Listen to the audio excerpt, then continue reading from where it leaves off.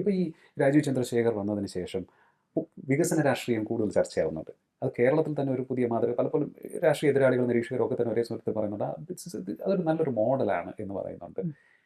അതായത് എതിരാളികളുടെ നെഗറ്റീവ് പറയുന്നതിനേക്കാൾ എനിക്കെന്ത് ചെയ്യാൻ കഴിയും, എനിക്കെന്ത് നടത്താൻ, തീർച്ചയായിട്ടും അത് പറയുന്നുണ്ട്. എങ്ങനെയാണ് അതിനെ കാണുന്നത്? അത് തന്നെയാണ് വേണ്ടത്. ഞാൻ നേരത്തെ സൂചിപ്പിച്ച പോലെ ഒരു പൊളിറ്റീഷ്യൻ ഇങ്ങനെ ആവണം അങ്ങനെ ആവണം എന്നല്ല.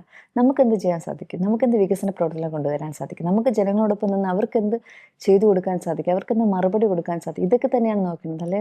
അല്ലാതെ ഒരു ഒരു പൊസിഷൻ വന്ന ശേഷം നമ്മളിങ്ങനെ കുറ്റപ്പെടുത്തിയിട്ട് കാര്യമില്ല. നമുക്ക് ചെയ്യാൻ കഴിയുന്ന കാര്യങ്ങൾ ചെയ്തു കൊടുക്കുക. അത് തീർച്ചയായിട്ടും രാജീവ് ചന്ദ്രശേഖർജി തന്നെയാണ് റോൾ മോഡൽ. ഓക്കെ. അതുപോലെ പ്രധാനമന്ത്രി നരേന്ദ്രമോദിയുടെ പാർട്ടിയിൽ വർക്ക് ചെയ്യുന്നു. ഒട്ടേറെ മികച്ച ഗ്രേറ്റ് ആയിട്ടുള്ള പൊളിറ്റീഷ്യൻസ് ഉണ്ട്.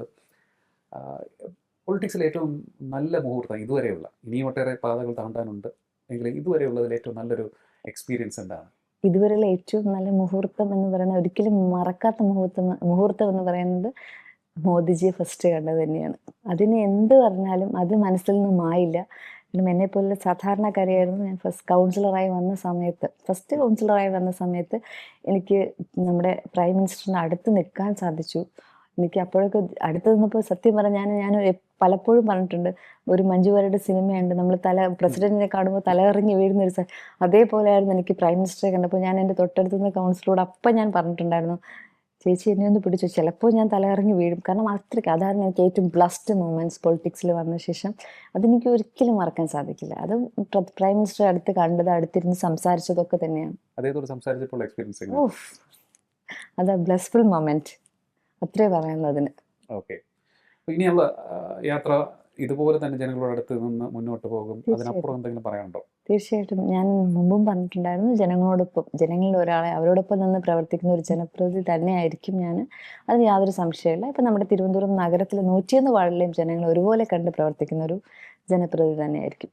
കാരണം BJPയെ കുറിച്ച് പറയുമ്പോൾ മറ്റ് ചില മാധ്യമങ്ങളിലും ചില രാഷ്ട്രീയക്കാരും ഒക്കെ തന്നെ പറയുന്നത് ഇവർ വെറുപ്പിൻ്റെ ആൾക്കാരാണ്, അല്ലെങ്കിൽ ഒറ്റപ്പെടുത്തുന്നവരാണ്, ആക്രമിക്കുന്നവരാണ്, ഹിന്ദുക്കളെ മാത്രം സംരക്ഷിക്കുന്നവരാണ്, അങ്ങനെയൊക്കെ തോന്നുമ്പോൾ അതൊക്കെ കേൾക്കുമ്പോൾ എന്ത് തോന്നുന്നു? BJP എങ്ങനെയാണ് എന്ന് തെളിയിക്കാൻ? അതിന് ജനങ്ങളുടെ മനസ്സിൽ നല്ല മാറ്റമുള്ളത് കൊണ്ട് തന്നെയാണ് BJP ഇപ്പോൾ ഇത്രയും മുന്നോട്ട് വന്നിരിക്കുന്നത്.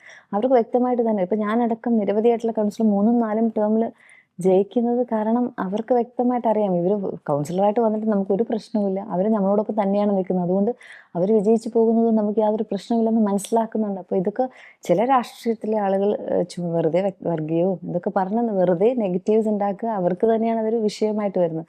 അത് സാധാരണക്കാരായിട്ടുള്ള ആളുകളെ അത് ബാധിക്കുന്നില്ല. അവരതൊന്നും മൈൻഡ് ചെയ്യാതെ BJPക്ക് തന്നെയാണ് വോട്ട് ചെയ്തുകൊണ്ടിരിക്കുന്നത്.